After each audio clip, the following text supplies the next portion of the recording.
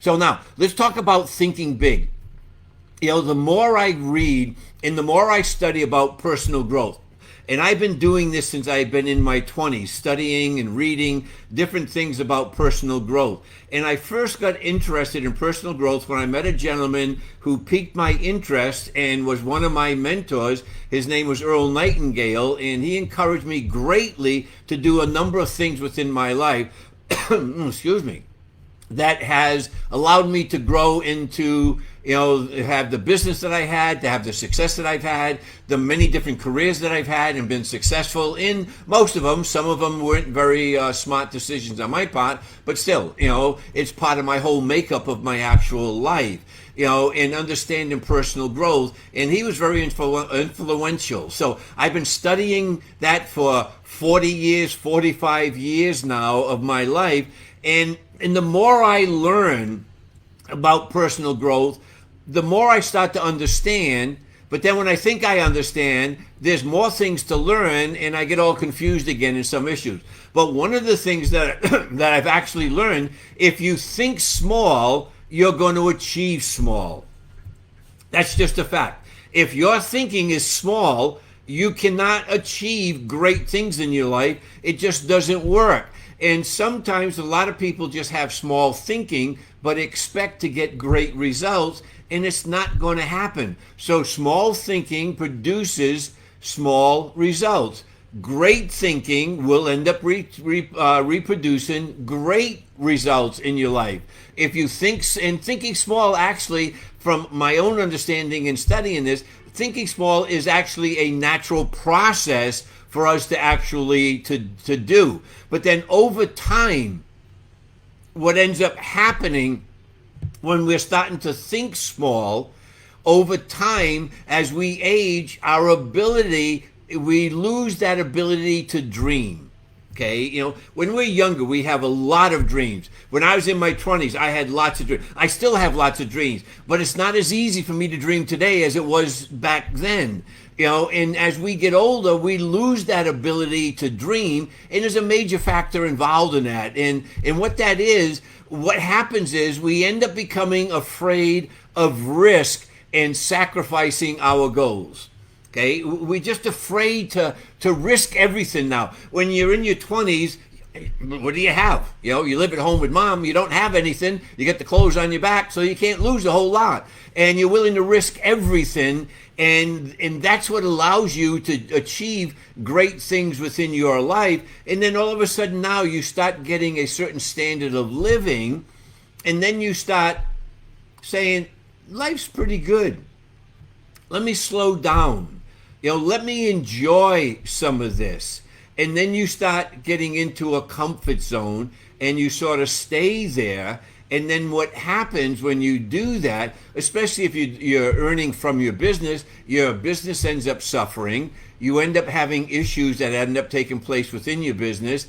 And most of the time you end up losing your business later on in life, or you end up selling it, and then you have to figure out a way how to survive on very little, and that lifestyle that you once had is no longer there. So again, and reading and studying that personal growth material, it actually helps me to understand what stands in my way, and also naturally your way. If I understand what stands in my way in my living my dream life, and I understand that today completely.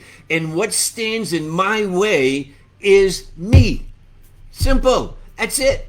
Nothing complicated. It's me. And what's standing in your way from having everything you want, to living that dream life that you truly would like to have, having the health that you want, having the body that you want, having the relationships you want, having the great family life you want, having the income that you want. The only thing that's stopping you is you. And once you understand that, now there is hope, because now we can work on. Or I should say, you can work on you, just like I can work on me. When I recognize the limits of thinking small, then we can retrain our way of actually thinking and start to think big. Because that's a skill, learning how to think big, that you can redevelop. If you've never had it, you can develop that particular skill. And to start thinking big, you need to follow 3 effective steps. Let me give you these 3 things. Step number 1 is you got to imagine the possibilities. Okay, that's what I'll say. You got to be able to imagine the possibilities. Give yourself permission to dream. Right now, just say you have permission, say your name, to dream. Because one of the, going back, it sounds so simple now when I start to understand it. But if I would have understood this when I was in my 20s and 30s, oh my goodness. I was the biggest factor. Every limitation that I have, or I have had, and the limitations that I have right now or will have in the future, being a human being, I put them there. Nobody else put them there. No one in this world can put a limitation on me but me. And I'm not talking about somebody that's handicapped, that was born with certain physical limitations, but yet even there's enough stories out there with people who have physical limitations that shouldn't be able to do some things that we do. And that's true. Some can't do, but in other areas they can do a whole lot more than what we can do. So again, those limitations that we have, we place them there upon ourselves. So the first step is you have to imagine the possibility. This will involve, more than likely, suspending any disbeliefs that you have. Let me encourage you, if you haven't got a journal, get a journal, okay? And there's all different types.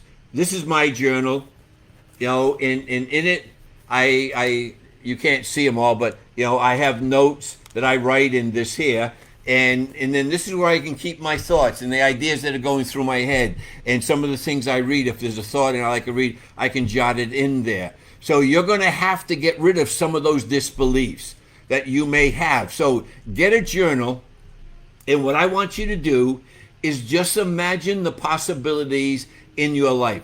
What would you like to do in your life? If you knew right now you could never fail, you were guaranteed success, not necessarily ease, no guarantee that you're not going to have a lot of obstacles to overcome, frustrations to overcome, finances to overcome. All that is still there, but at the end, at a certain date, say 3 years from now, you break through and have total success in your life. What would be some of the things that you'd want to do? Where would be some of the places you'd like to go? Where would you like to live? Or how about having 2 or 3 places in different spots around the world? Why not? There are people that do. I know people personally that have places all over the world that they go to and they live in their own homes. Why not do that? If that's what, and I'm not saying you have to do that. I'm just trying to stimulate your thinking a little bit. What would you like to do? How many businesses would you like to be a part of as startups and help them to be able to start to become successful, and then go start another one up and start another one up? How about in the next 3 years being able to start up 2 companies a year, so you have 6 totally different streams of income coming in by 3 years from now, and they're all having success? What would you do? Where would you go? Who would you become? Because you're going to have to change. You can't stay the way you are to be able to improve your life. There's got to be a change. And it starts with imagining the possibilities. Instead of thinking, well, what if I fail? You can't fail. It's impossible to fail. Because when you fail, you have collected data. Am I correct? If I try something, and I've done some things that I failed miserably at and lost a great deal amount of money at, and I gathered data. Hopefully you get enough data that you can analyze so you don't go out and make those stupid mistakes that you did the last time. And if you didn't, you go gather more data, and you'll eventually have the information that you need to realize that, hey, this was a bad decision. I don't want to go this way anymore. Let me try other options and move forward in that direction. Anyone who has succeeded greatly has failed greatly in the process as well. So again, instead of thinking, what if I fail? How about thinking right now, for the rest of this week, how about thinking, well, what if I succeed? And focus on those things. You know, Dan Sullivan, who is a writer on entrepreneurship, he says entrepreneurs first achieve success because of their willingness to dream. And that is completely true. So I can remember when I didn't know anything about the word entrepreneur when I first started in business. You know, I was sales. That was it. You was just a salesperson, and you sold X product. You know, and the more product you sold, the more money you make, and then you built a team, and that was pretty much just about it. There was nothing about being a leader or anything like that. The one who did the most amount of work usually surfaced, you know, and hopefully they made the right decisions and people followed, but I found out later on that that's not necessarily true. So again, leadership needs to come into that factor as well. But again, he says entrepreneurs first achieve success because of their willingness to dream and take risk. However, once they realize initial success, what we're talking about before, they quit taking risks. Inevitably, these entrepreneurs end up failing later on, because instead of trying to continue to grow and be ahead of the curve, what's happened is they try to protect what they have, and you can't protect it. Either you're growing or you're not growing. You can't maintain what you have by standing still. There is no such thing in life as standing still. You're either moving forward or you're not moving forward. They're moving in another direction. It's as simple as that. So people who achieve, leaders who, what I call everyday leaders who continue to succeed, they continue to imagine possibilities and keep reimagining what possibility could be beyond what they've already accomplished. That's what you want to be able to do. That's why you want to be able to take some time and to think of the possibilities and what you could actually accomplish within your life. So that's the first one. Imagine the possibilities that you have in front of you. Step number two, write down your dreams. Write them down. Okay? And I understand a lot of people say, well, I use the computer, and I just say, no, take a piece of paper and write it down. Because when you write it down, you see it. You can type something on a screen and not even watch what you're typing anymore because you've got good at typing, you know the keyboard, and you can type whatever it is you want, and then when you look at it, you just glance at it, and you're not paying attention to it, but you can't do that with a piece of paper, or otherwise your lines are going to be all crooked, and it's going to look a mess. You have to physically move your hand, which is one thing, writing out the words, and your eyes are looking at the words as you are writing those out, and all of that is registering into your mind. So again, it's better to write your goals down, your dreams down on a sheet of paper. You know, get your journal. And in the back of my journal, in the very last page, okay, I wrote down things that I want to do. Okay, and I have a couple pages of things here. Okay, and so when I'm almost through with that journal, I'll put some pages in there, and I'll go and I'll update what I've written in the back, you know, to what I have there, and then start filling up the next journal and stuff like that. So again, write down your dreams. What is that vision? Because vision comes first.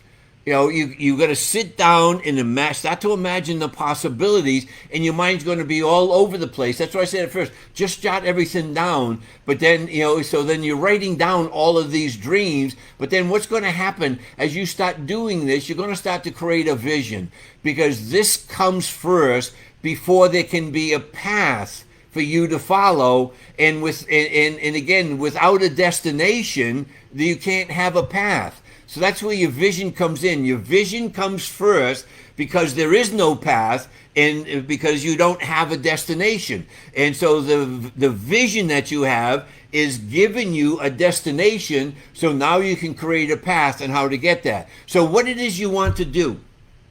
What is it that you want to do, you know, with your, and what is your future going to look like? Okay? What's your destination? Where do you want to end up in your life? Because the thing that it's interesting for me, if you had a chance to see and whenever I'm doing a workshop, if you're there, just remind me. I always carried the very first goal sheet that I ever wrote, and that was back in 1972, maybe. It was the first time I wrote goals out, and I wrote down some big things because the chairman of the company was there involved in the meeting, and he wanted us to pass in our goals and what we wanted to do. So I wrote down some big goals. Every single thing I wrote on that sheet of paper, I didn't believe it was possible. Every single thing on that goal sheet has become a reality except one thing, and that's moved into another way of doing things. And so again, in some ways, I could say I've sort of accomplished it, but I didn't. It's not exactly what I wrote. But all the other things have become a reality in my life. And it's because I took time and I wrote it down. When you write down, you are making it concrete. When you take that dream and you start writing that dream out, it's starting to become concrete for you. You are making it now tangible, okay? And then once it's tangible, now you can attain it. So if you can take that vision that you have, or maybe you don't even have one at this point, because most people don't, is because it's not easy to think about where you want to be in the future. And I'm only talking about 3 years from now. And even forget that. Next 3 months. Where are you going to be 3 months from now? What are you going to be doing 3 months from now? And you say, well, I don't know. I can tell you things that I'm going to be doing 3 months from now.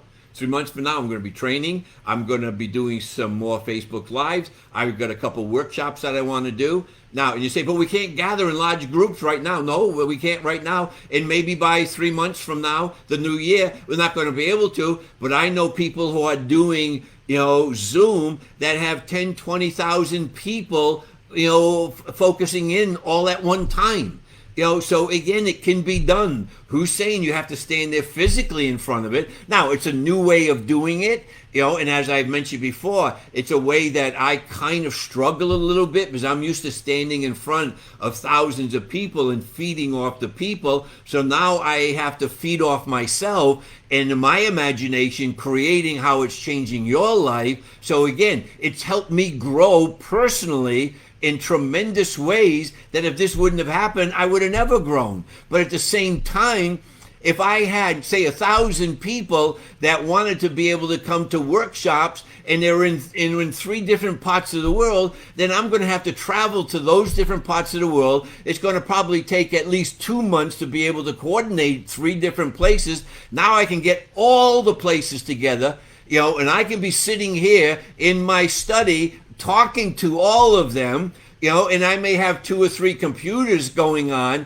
that are in each different location, and talking to the different ones, but still, now we're all together. It's a new thing that technology has allowed us to take place, and now we've just been sort of forced into trying to find new ways of doing things because we can't get in large groups, at least at this particular point. It's again, I can't control the circumstances, but I can sure enough control how I respond to those circumstances. So when you write down your dream, you are making it concrete. Now it becomes real. It's solidified. You have to think through it to write down what you want. And don't worry about it being messy. If you look at my notes, when I start writing things, there's things crossed out. I have pencil marks and words crossed over there with arrows going in the different places. And then later on, I rewrite the whole thing. And I don't type it. I know how to type. I used to type things before. I know. I write it on a piece of paper because I know the value of helping me to learn something. When I physically write it, I have to be thinking it. I have to be putting it on a paper and watching it come to life. So now I'm making it concrete right in front of me. And when it's concrete, then it becomes tangible and now it's attainable. So now I can start to make that become a reality. Your vision, your dream sets the course for your future.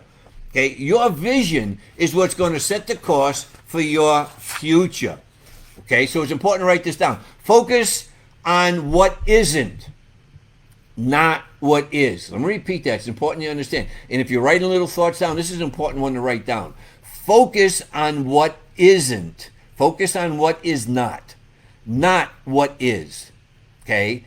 You're going to be focusing on, you're going to be using your imagination. You're going to be dreaming about things that have not even come into place yet, things that have never existed yet, places that you're going to go see that you've only dreamt about or heard about or read about, or maybe you just heard the name and you thought it'd be great to go there. So you're going to be able to be traveling the world without ever leaving your home. You can go anywhere you want to go inside of that mind that you want and put it on paper, and then that's the first step to you physically end up being there. It's powerful stuff when you do it. Vision is about what the future looks like. And I don't know about you, but I'm going to be living in the future. When we wake up tomorrow morning, that's the future. Okay? And then that's the present, and then the next day, that's going to be the future. And I don't know about you, but I want to make sure I spend my life in the future that I want, not the future that somebody else designs for me, that a business corporation says this is going to be your future and design it, and I don't even think anymore. Or if a government comes along and says this is your future. No, I'm not interested in that. I'm going to create my own future because no one can stop me. It's in my own mind, and I'm creating this dream in my mind of where I want to live, what I want to do, what I want to give, how much I want to have, the businesses I want to have, who's going to be by my side doing all of these things with me. This is part of that whole vision of living in the future, because the vision is nothing more than what you want your future to look like, not how you plan to get there. Forget about the how. By focusing on inspiring what? That's what's exciting. That's what's the what you want to do. That's inspiring. By focusing on the what, people will find their why. And I'm going to give you an example of that in just a moment. The problem with focusing on the how first is that we stop believing in the greatness of tomorrow. If we start focusing on how we're going to make this all work, we're going to become discouraged because we don't know how it's going to work. I have no idea how I'm going to be able to do workshops, where the people are going to come from, how am I going to get the information out all around the world. I have no idea, but there's somebody out there that I have not met yet that has the idea and the resources that's going to want to help me to do it, and we'll partner up and do it together. That I know. I didn't get here by myself by no means. There are numerous people I've been involved with that have helped me to get where I am today. And then in the process, I helped them with the different things that I was capable of doing. And we've ended up having great lives, all of us together. So again, this is what's exciting about this. So you don't need to worry about the how, okay? Because when you start worrying about that, you're going to stop believing in the greatness of tomorrow, and you're going to buy into all the negativity that's going on today, that tomorrow is going to be even worse today, next year is going to be worse than this year. This year was the pits, next year work's going to be the double pits, and it's going to continue to go downhill from that point on. Just kiss your butt goodbye, forget about all those dreams you once had, and just be happy with what you have and stop thinking about anything different. That's the bill of goods that you're going to be sold. Because that's been sold to me many times throughout my career. But I've never bought into it once, because I can dream here. I have a vision of my future here that I want to have. And I understand enough about the power of the mind that God blessed us with. When we focus on the things that we want, repeatedly focusing on these things, they get planted or programmed into your unconscious mind. Then your unconscious mind goes to work to make them become a reality in your life. And then one day you wake up and everything you envisioned, that dream that you had, now all of a sudden you're living that dream in that life, and it's happened. And I know it's happened to many of you already. When you start looking around at some of the things you did, and those were only dreams, and you did them. But you say, but what now? That's exactly right. What now? Where is that new possibility? Where is that new vision, that new dream? You stopped. And then what's happening is it's all gone away, because the mind doesn't know where you want to go, so it can't take you anywhere. It just allows you to drift based on whatever The community, the environment, the government is pushing you, and you just sort of move along like everybody else and you follow the herd. That's not the way to live. That's not the way that God created us. That's not the way God wants us to live, because you're unique. There's only you, no one else just like you. So the future should always be about possibilities. Vision is where you are going. Without a vision, you have no direction and no path to follow. So the question is, what do you want to do with your life 3 years from now, and then 3 months from now? And then step number 3, you got to connect what's at stake. Okay, this is where why you want to do certain things comes in, but it's much deeper than just the why. Okay, and I'm going to give you an example of myself and what we're involved with here now and what we're doing. You've got to get clear about your why. That is true, because you can't go deeper until you're at least at the surface of knowing why you want to do things. Knowing what's at stake will keep you moving forward on the road of obstacles till you accomplish that dream of yours. And there's going to be obstacles. Like I said, even if you knew you were going to have complete success in your life by living every single day, there's going to be ups, there's going to be downs, there's going to be hurts, there's going to be successes, there's going to be losses. It's just part of living. But we know at the end we did succeed and we did achieve the things that we actually wanted to have. So an example, our team made a goal to help fund the construction of a school in the Philippines, and actually in the southern Philippines up in the mountains. Instead of simply focusing on the financial numbers that we needed, to be able to build this building that was going to be a place for these young kids to be educated at, we needed to get at the heart of the dream. What's really involved in this dream? And in this case, kids won't get an education if we give up on the goal. It's a lot more powerful than just wanting to build a school. Because we could end up losing that dream and say, it's too difficult. We don't have the money right now, and we'll focus maybe another place later on, or we can put it somewhere else. Let's do something else. But when you start thinking about, in this case, of building that building, without that commitment that we made and making that dream that we have to come true, those kids will not get an education if we give up on it. And just think. Some of those kids that are going to come through that school, they could be some of the next world leaders, some of the great minds, some of the great physicians. There could be one person in there that goes through this school that ends up going into the medical field and finds a cure for cancer.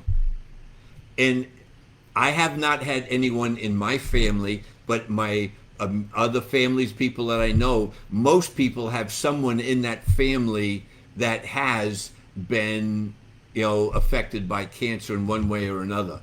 And before long, every family in some way is going to have cancer that they're going to have to find a way of dealing with.